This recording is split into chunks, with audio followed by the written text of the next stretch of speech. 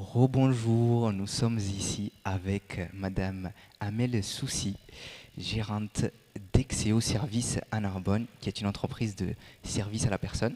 Bonjour.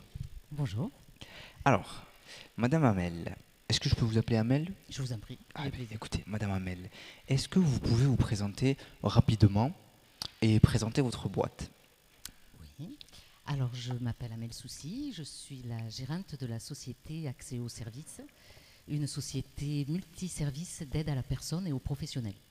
Nous intervenons autour de plusieurs univers, notamment le ménage, la garde d'enfants, le bricolage, l'espace vert. Et dernièrement, au mois de septembre, vient d'ouvrir le service dépendance, l'accompagnement des personnes fragilisées. Très intéressant. Oui. Et comment vous êtes arrivé à diriger Axéo Service, pardon. Axéo Service. Quel est votre parcours, on va dire, on peut le faire traditionnel, hein, scolaire et puis professionnel, qui vous a fait arriver à on va dire, ce poste-là? Un parcours atypique.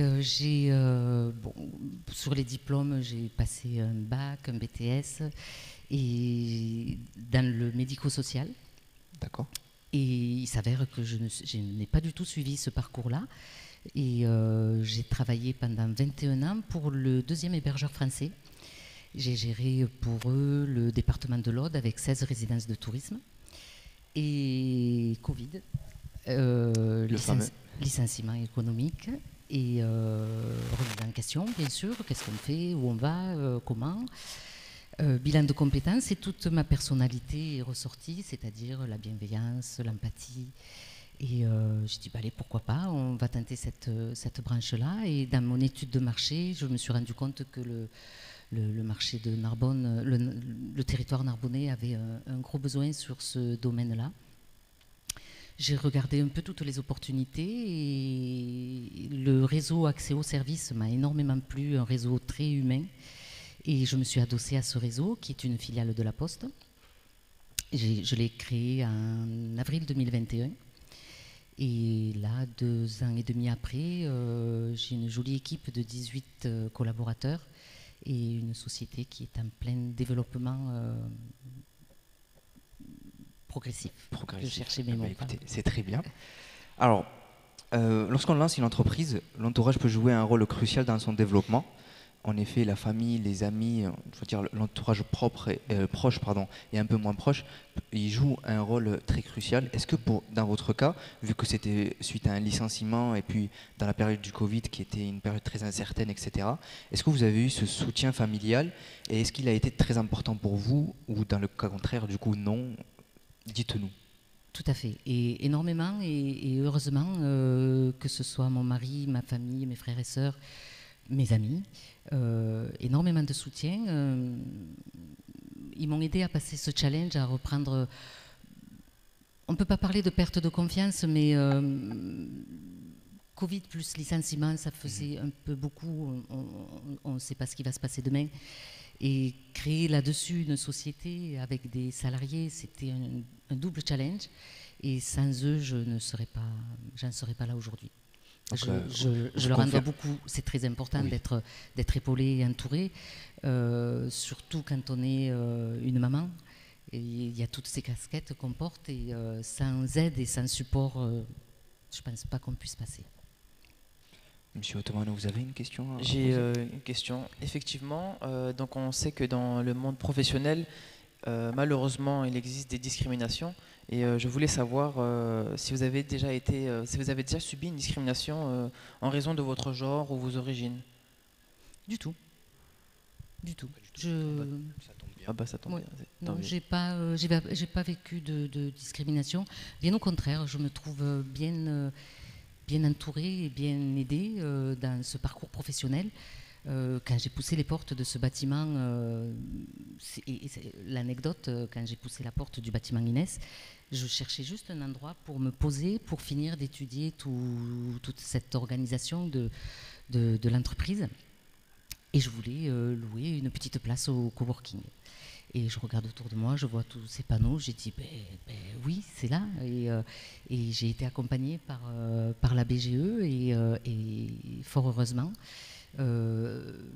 Hardy, qui occupent les locaux du 2e étage, qui, grâce à eux, j'ai pu avoir une aide et un soutien pour le financement de cette création et un soutien spécifique pour les femmes chefs d'entreprise. J'ai pu bénéficier de garanties sur mon prêt, vraiment une vraie béquille, si je peux les caricaturer comme ça. C'est très bien. Super. Ça montre qu'il ne faut pas hésiter, il faut aller pousser la porte des autres et puis demander de l'aide, parce que l'aide est liée, il faut juste aller la chercher. Il faut oser. Oui. France Active a révélé 5 principaux obstacles, freins qui ont entravé l'entrepreneuriat féminin en 2020. En premier, on a le financement, la charge mentale, le manque de confiance en soi, le manque de soutien de l'entourage, le sexisme. Est-ce que vous vous sentez concerné par l'un de ces freins? Le deuxième, oui. La charge mentale. La charge mentale. Oui.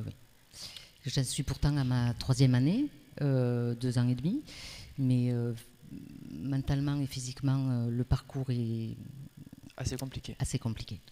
D'accord. Eh bien, écoutez, pour conclure, comme tout le monde qui est passé sur ce fauteuil-là, si vous regardez la caméra là-bas à droite et que vous imaginez que ce n'est pas une caméra, mais une personne qui, comme vous, il y a quelques années, souhaite lancer une activité dans l'entrepreneuriat, a une idée, mais qui a peur, qui ne sait pas comment faire et qui a on va dire, la peur de ne pas réussir. Si vous aviez un conseil à lui donner, ce serait quoi? Le conseil que je donnerais à toute personne qui veut passer ce cap-là, c'est n'hésitez pas, foncez. Pour rien au monde, je ferai machine arrière, malgré ce que je soulignais tout à l'heure, cette charge mentale.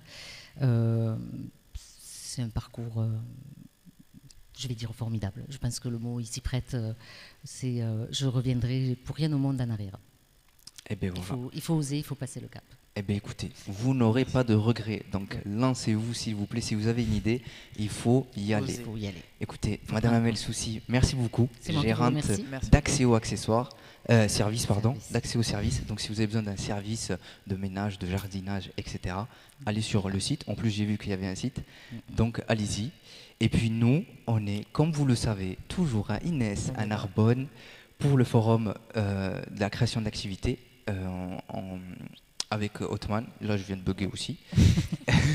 Venez nous rejoindre. Là, c'est la fin de journée. Il doit rester 1 heure. Donc, vous pouvez quand même venir avoir des informations. Ne venez pas que pour nous, hein. Nous, je sais qu'on est des stars quand même, on peut le dire.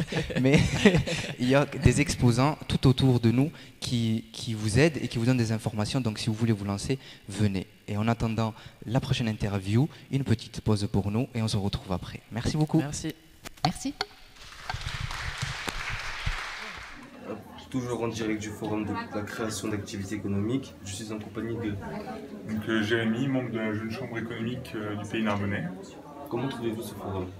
Très bien, ça permet aux jeunes qui souhaitent, aux jeunes et aux personnes de âge qui souhaitent entreprendre de se renseigner pour avoir de bonnes bases lorsqu'ils se lancent.